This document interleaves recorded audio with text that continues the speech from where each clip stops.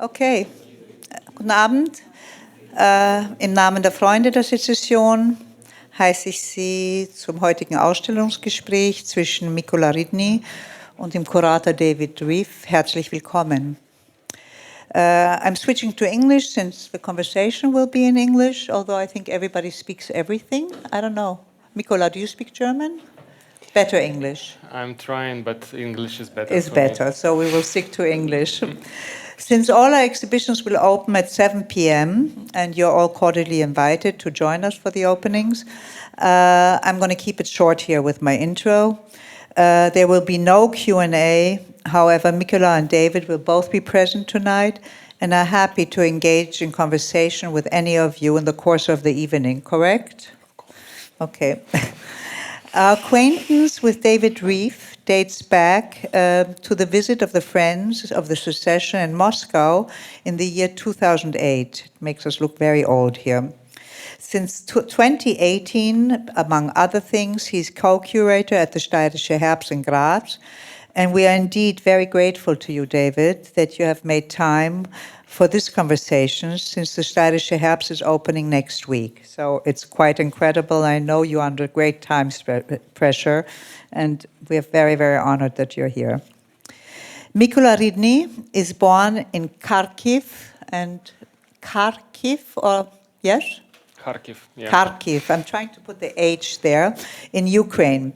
His new film in the Grafische Kabinett was commissioned by the Secession and premieres here tonight. The topic is Mykola's hometown, Kharkiv. It's outside of Kharkiv, including his biographical past and present-day situation. In addition to the presentation of the film, there will be a number of events. The first one is the installation of a large work on the facade of the Secession, pointing to the actual beginning of the war in 2014. Mykola is not only an artist and a filmmaker, but also a curator. In this function, he will curate a film selection and will present it at the Stadtkino on November 7th.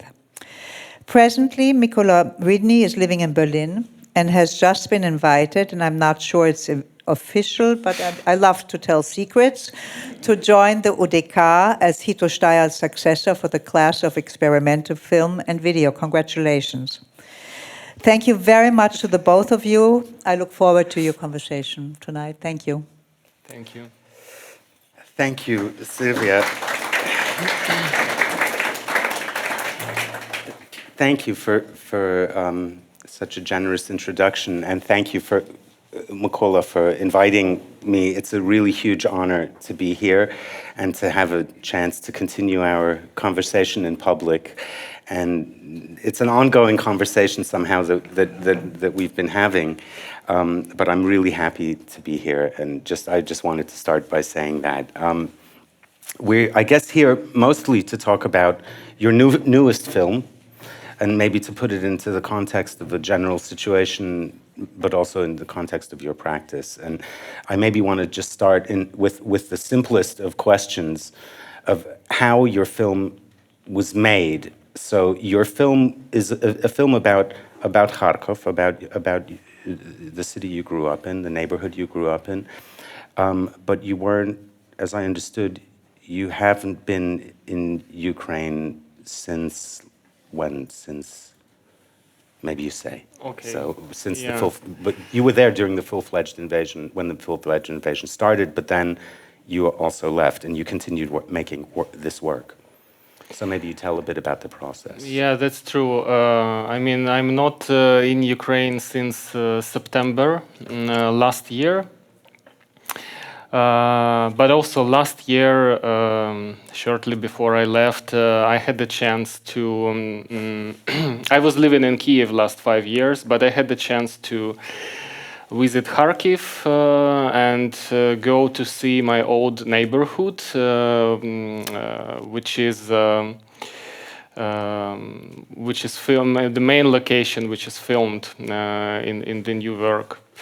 So I saw this terrible condition after Russian rocket and artillery attacks, and the district looks pretty much like a ghost town inside the city.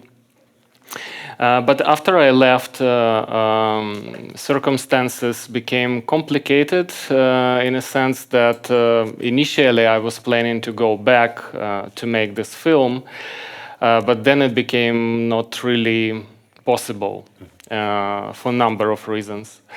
So we did this film remotely afterwards. I worked with a great team.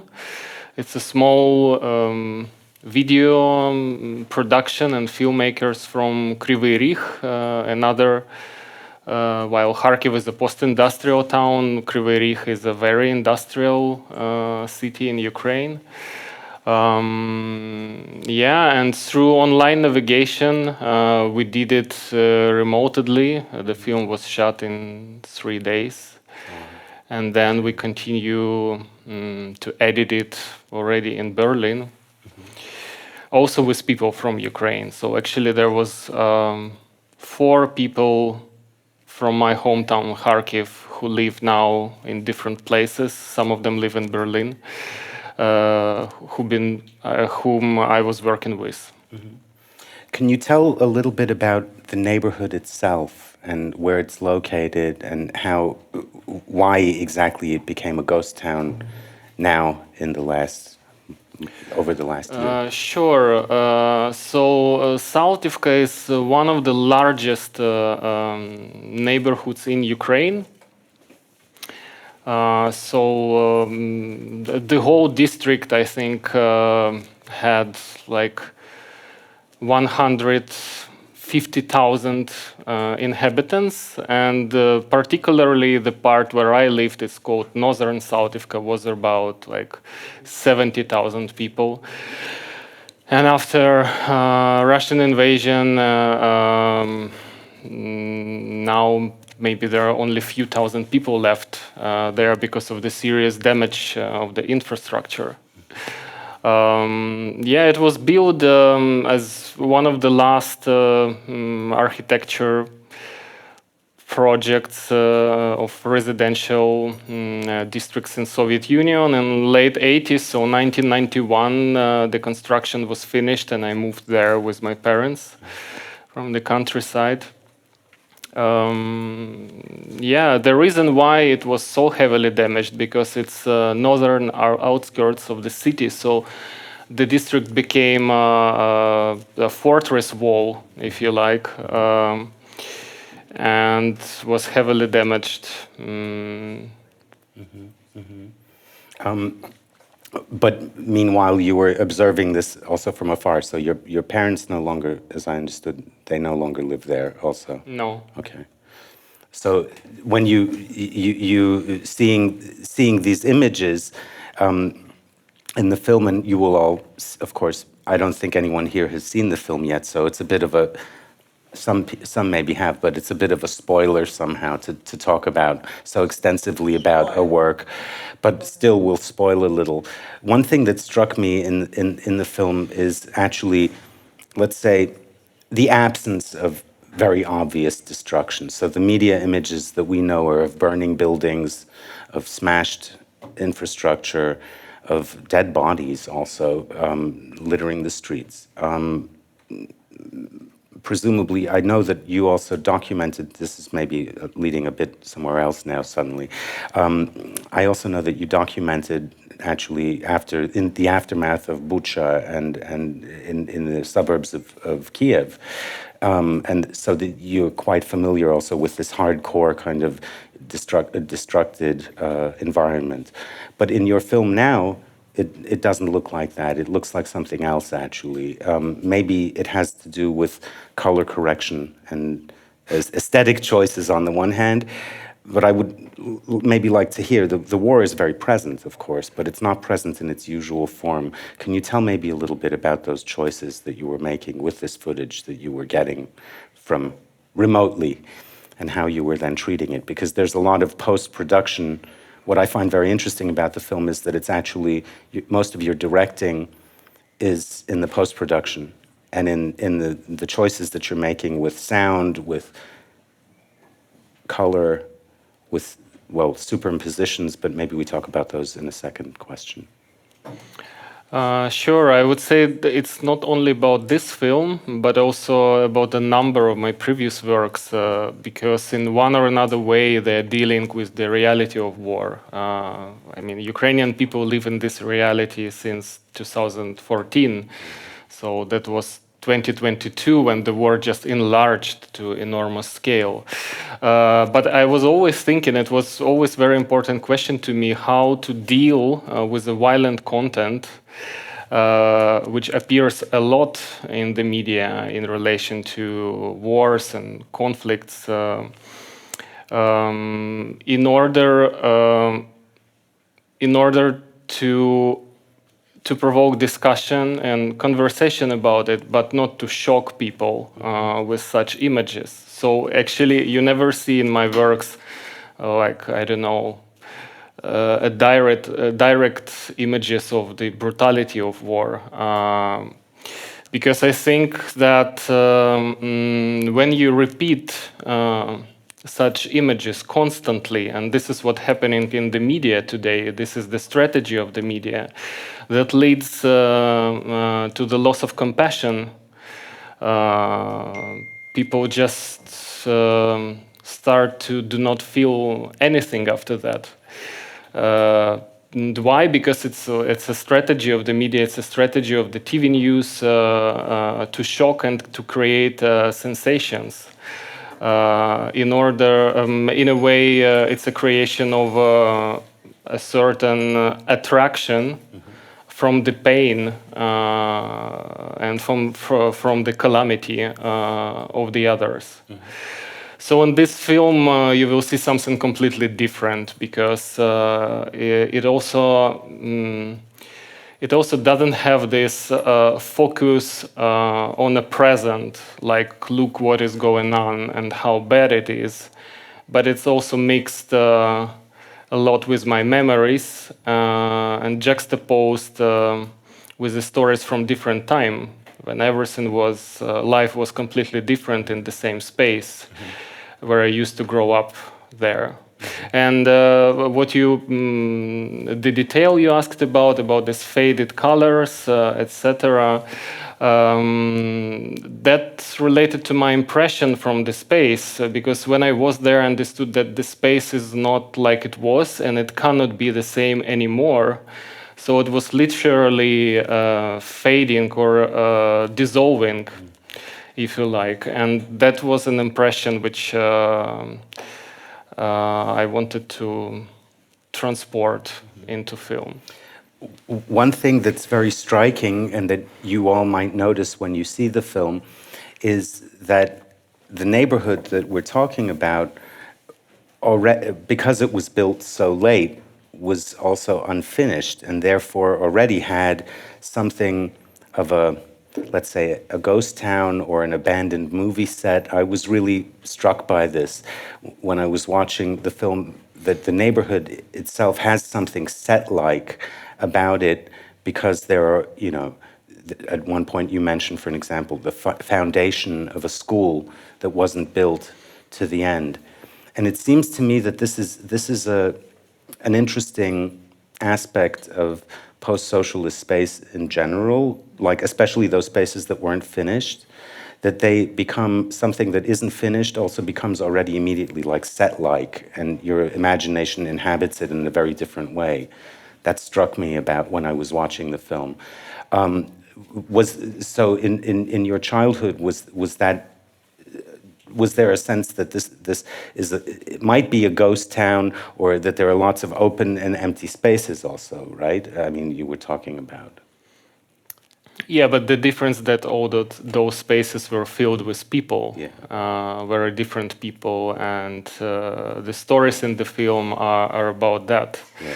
Actually, some people whom I would like to avoid to meet on the street, right? Because I was I was a specific teenager. I liked, I don't know, rock music and was look accordingly. And lots of people the same age as me didn't understand that. So it was quite tough environment, I would say. But at the same time, it was nice in a way because these spaces you mentioned, something which you cannot imagine in the city center, whereas everything is very packed and structured. And then you just had these huge fields with a lot of green and trees in between. Yeah, but in a contrast to that, in the film, you will see that there is almost no people there now. And this is the... it's not something I manipulated with, but this is exactly how the district looks like. Yeah. Speaking of manipulations or additions, there is this kind of, when you say that there's a ghostly presence of people you might not necessarily want to meet on the street. Visually in the film, that's very present through post-production superimpositions, like you have blind spots literally growing in the film. I think a potential name for a potential other name for the film or for the whole project could be blind spot, because it's really there's a kind of blind spotlighting of that you'll see when you see the film. Could you tell maybe a little bit about how this works and what you were thinking when you suddenly have white surfaces kind of covering entire sections of the screen and so on? Yeah, Blind Spot is actually the title of another work I did, which is an ongoing cycle, started in 2014, where I work with found footage, found images of war in Ukraine, but also same locations where war arrived before that.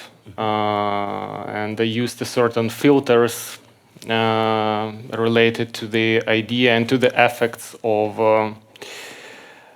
different types of human disease of vision, because when the person loses the vision, it's not happening immediately, like bam, and you don't see anything. You have a very strange, depends on what kind of disease is that, you have a very strange visual effects before that. But that is something you will have a chance to see on the work for the facade of the Secession, which appear in a week or so during the duration of the show.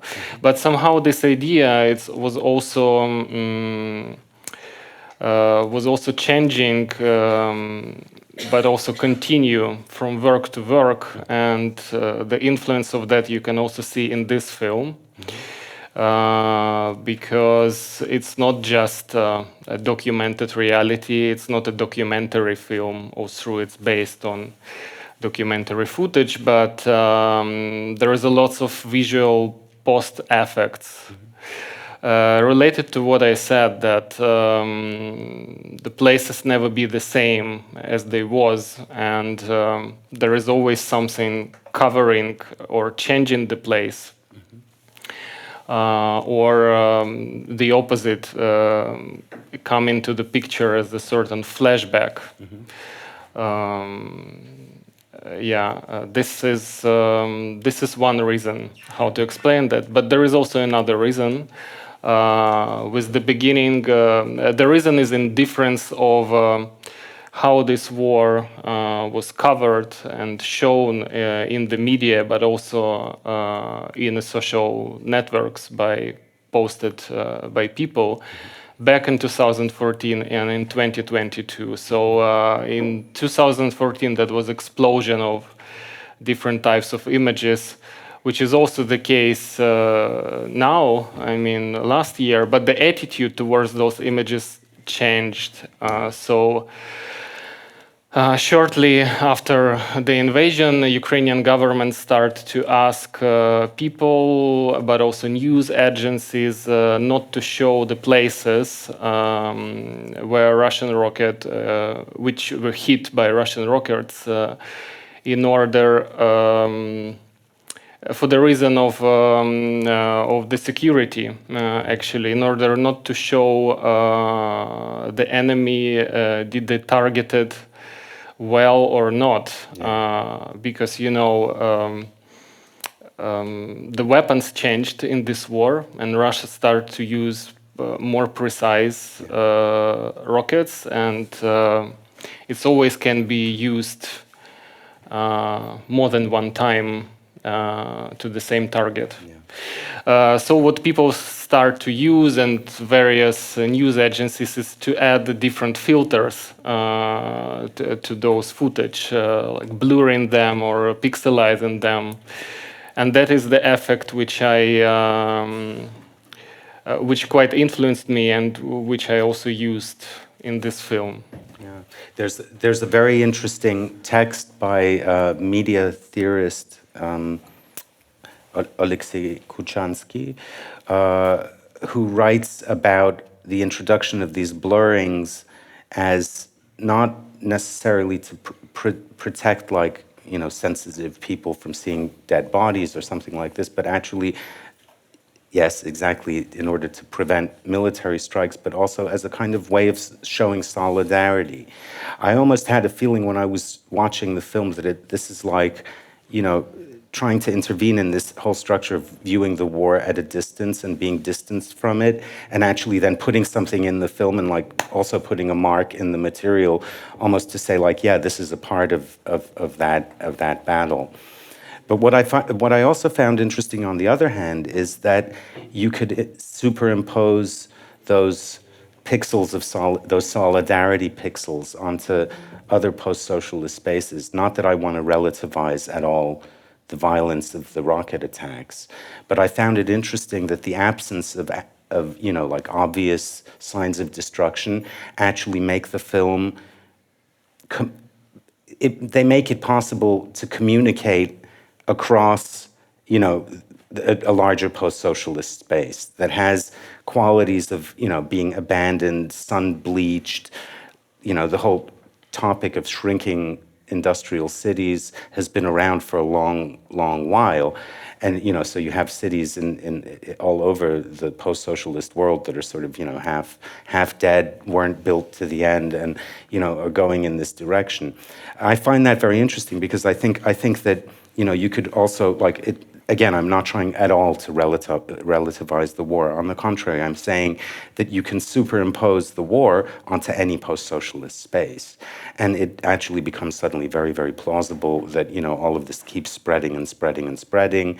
And it's not, that like these pixels maybe are not just signs of solidarity, but also like a kind of, a fungus or a virus that's like in the material and that could infect other materials as well. This was one fantasy that I was having while watching your film. So I don't know if you will share this view, but I think to me, like watching your film actually is somehow communicable with other experiences, even like walking through East Berlin 3 weeks ago, together with some people who were actually in the audience, and we were talking about this kind of abandonment and similar situation. So that to me is actually interesting, that the film isn't.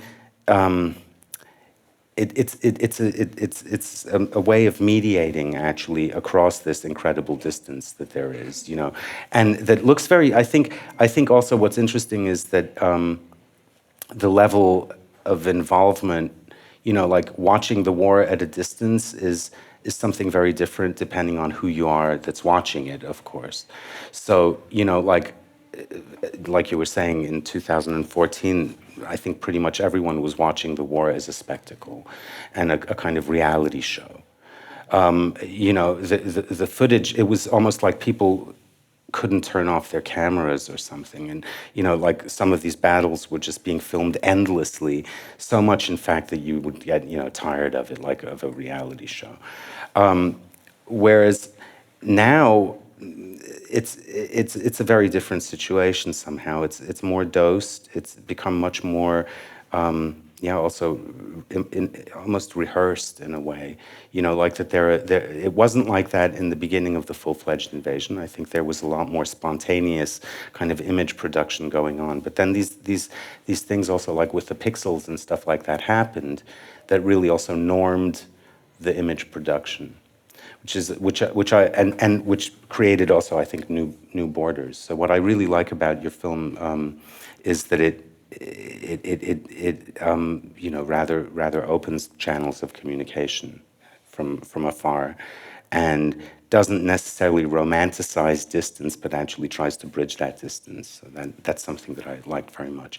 I had another question about blind spots, because blind spots seem to me to be related also to something else. There's something very strange in this film.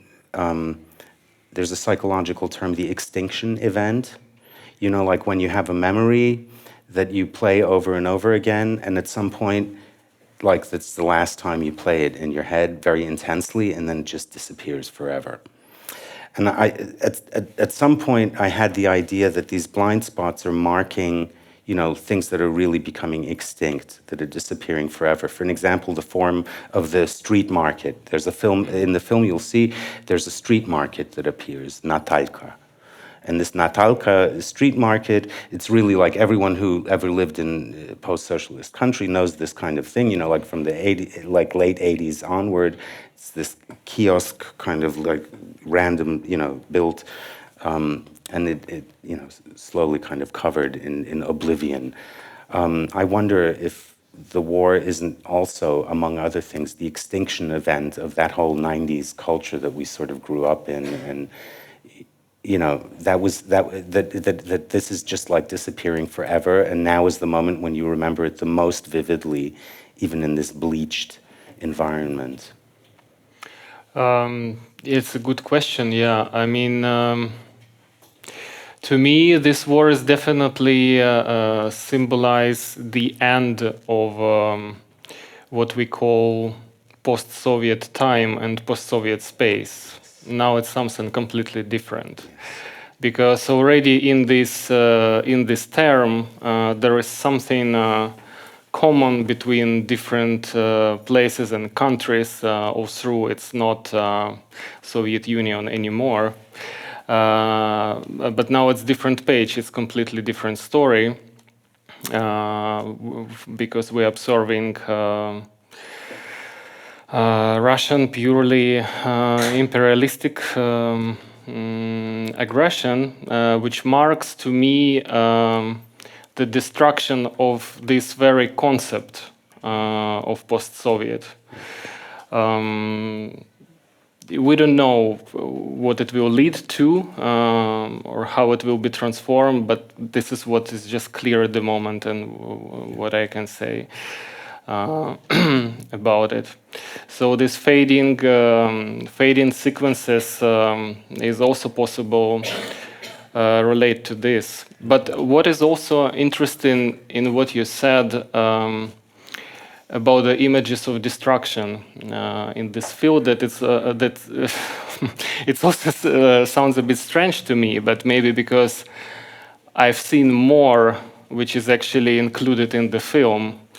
But I would not, of course, compare Northern Saltivka to Lichtenberg and Berlin or something like that. To me, it's still completely different, not just in terms of atmosphere, but even architecturally wise, I see big differences. But this is true that I didn't want to underline like the spectacular, to make the image of these destructions, to make them spectacular. Because, it's not only,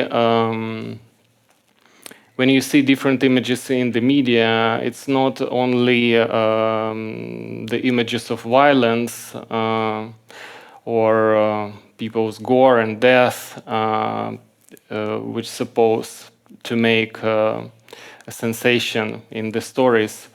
but it's also related to the traces of violence or after images of violence. And in this relation, there is even this a critical term, which is a ruin porn. Yeah. You know, so I didn't want to create a ruin porn out of this film. This is why actually the most destroyed buildings are not included in this film, but you can see them in every report or documentary coverage about the district. Yeah. It's interesting that with the this whole blind spot discussion, I don't know if you remember the I think it's from in Louis Althusser. This is where he talks about the epistemic blind spot of the 19th century to structure. You know, so like he says that even Marx was somehow blind. He wasn't himself aware of how well he understood the structure of capitalism. This is what Louis Althusser says. And to me, this was always the most interesting text because I always felt that Althusser was also blind to many things. So blind spots are like something very, very much, this was one of Althusser's points in that text, something very much produced.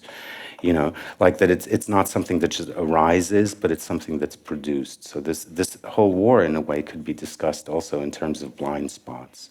You could talk about the blindness of Western Europeans to the whole of Eastern Europe. You could talk about the blindness of Russians to their own imperialist history and colonial history. I mean, very few Russians are even aware of any of that, right? Like, Russians don't talk about how Russia colonized North Korea. You know, let's not, you know, like leaving Ukraine aside for a moment, there are other countries that are so completely Russian colonies that no Russian would ever even think of, like, oh, this is, you know, like, hey, it's our guilt or something.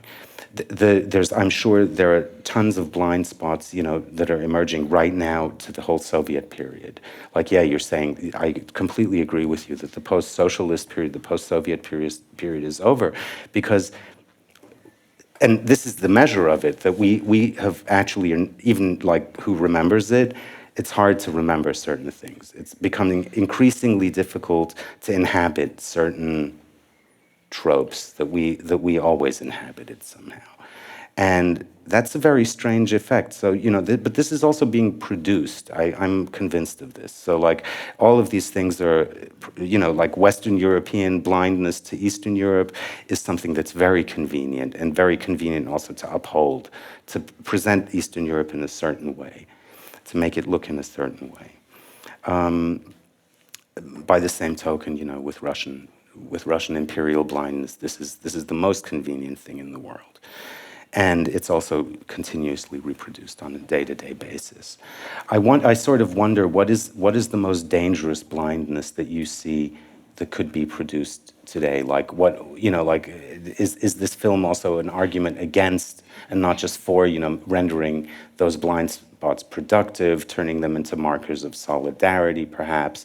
But is there also like a genuine concern of like something could actually like forever disappear, and it's not just like good riddance, goodbye, but like there's something deeply tragic about this as well? Maybe tragic is the wrong word, but it's... Well, maybe I would answer with the reference. So if you refer to philosophy with the term of blind spot, what was interesting to me in research for the work with the same title, but also many other works, is ophthalmology. So a very physical aspect of blindness. And to explain this term in ophthalmology, so basically what is blind spot is just a field which every human being has, the field between somewhere between left and right eye, where we do not see the world around us, the reality, but it's our brain which reconstruct it and build it in this field. This is why it's called blind spot, because it's literally blind. And we never think about it. We are not aware about it.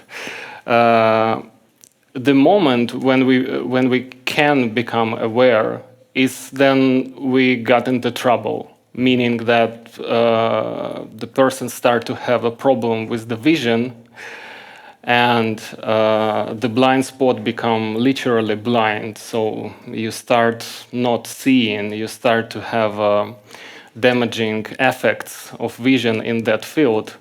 And to me, this is a very a direct metaphor of the society and people's attitude towards the problems around, but also the problems of the others. So it's very easy not to pay attention enough to the problem of the others. But when you see that, you know, also the result of this war, Russian rockets occasionally could fall on the territory of Poland. That was the case on the territory of Romania.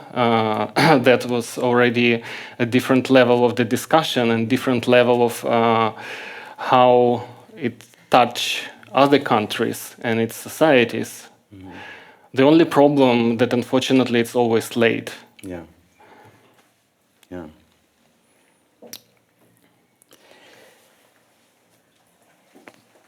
That's very hard to somehow continue after that because it's true, actually. It's always late. And the compassion comes late. The compassion comes for maybe 5 minutes. And then after those 5 minutes are over, those 15 minutes of fame are over, everything is back to normal somehow. And I think that that's something very important in your film is to show that there is, yeah, sure, things are back to normal. That's normal now, you know? Like in that very non-spectacular way that you're showing this bleached, dead city, there's a certain normalcy also to it that's very scary. Because this is reality. This is not a movie set. This is not an archaeological expedition. This is just reality. There are cars parked. There are people obviously still, someone is still living there, but there's no infrastructure. There are no shops. So there's I think, you know, the realization of how also normalization works comes way too late. You know, like we only in retrospect understand, oh my God, we got used to this so quickly. And, you know, we sort of moved into that reality that now we have to inhabit. But I also see, I think what I also see and what I really appreciated about the film, I have to say, is its lyrical side.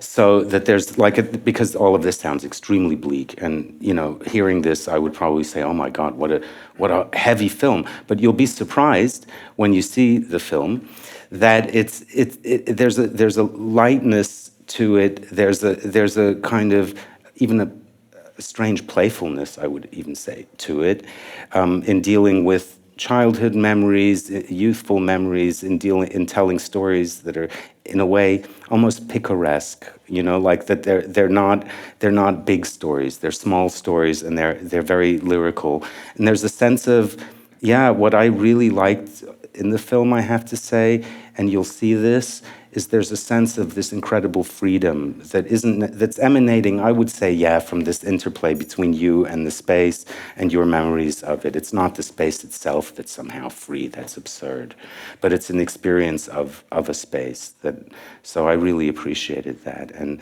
I have to say, you know, throughout all of these discussions, that's something very important to somehow, you know, that you don't, I don't have the feeling that I'm looking at a post-apocalyptic film. I'm actually looking at something where also life is still somehow possible, and the sun's still somehow shining, you know. So I wanted to say also thank you for that as a viewer, because a lot of the times the things that we watch look a lot more bleak, and the conversations we have are a lot bleaker. And so also apologies to you, the audience, if all of this has sounded like, oh my God, this is going to be such a difficult film to watch, or like very heavy. And no, it's indeed, actually light. It's indeed very sad film. It is. This is true, but I'm happy that it leaves some hope. It does. Or the moment of hope, and also about the lyrical side of that, maybe I would add that Yes, it's also a very personal film, but at the same time, when you start to work these personal stories and basically transform them into literature structure for the film, and then you invite narrator to read it, so there is no my voice in the film, but the voice of the other person. You also start to feel a certain distance to this private story, almost as a fictional story, and to yourself almost as to a character. Yeah. May I maybe also, because I see that we have maybe 5 more minutes left, and I maybe wanted to also ask you a basic, kind of practical questions to the end, like not to end on Hegel and Althusser or something, but to just ask really basically. So, like, this is really great news that we just all heard about you taking over a professorship at the UDK. This is amazing. Again, congratulations. Huge thing for the UDK, a huge win for the UDK, in my opinion. I'm curious of how you see the future of working in Ukraine from Berlin with Ukrainian artists, bridging also the gap. How do you see the future of the communication of Ukrainian art scene with Western Europe, and what would you hope for, in a way, that despite the difficult conditions now could happen in the next years, also with your help? Well, this is very complicated question. No. But we only have like 4 minutes to answer it. So. But basically, the reason why I left Ukraine is because for the first 6 months of the invasion, I understood that I don't really feel able to continue to work, like to think, to reflect the situation, being in this very painful environment, because in order to continue your work and not traumatize yourself each time, every day with this process, you need a certain distance. But I'm just talking about my case, because I also have quite many friends who are staying in Ukraine, and some of them are artists, some of them are volunteers, and some of them are soldiers. And I only can help them the way I can, I don't know, in order to collect some support and some donations, which is, I think, the very important for the communication, solidarity, and support between these two communities, who are in and who are out. But I don't know, do we have actually the time for the questions from the audience? Not really. Were we supposed to leave time for questions for the audience? And maybe we can we make We are democratic. Okay. Maybe someone has then if there's a question, this is the perfect time to ask it. If I may, I actually have a question. The structure, the architecture, which is shown to me as a person from the West, it seems very Soviet, not post-Soviet, but Soviet. And at the same time, the nostalgia which accompanies it, it makes me as an audience have mixed feelings. And I wonder how, for you growing up there and being born there, it ever has these kind of associations. Well, this architecture project was, as I said, was built in very late Soviet Union time, and being honest, it was not the best, you know, because we have many great examples of late Soviet architecture with very modernist kind of shapes, because many architects were trying to find a certain freedom in that forms where was no freedom in other fields of art. And that is obviously not the case of my district. That was very typical, all the buildings looks the same. But I don't know, I was born in 1985, so I don't remember Soviet Union. For me, the district was, the memories was related to the reality, very rough reality of 1990s and wild capitalism, if you like. Yeah, there is a certain nostalgia, maybe, towards the time, but because that was a time without war, you know.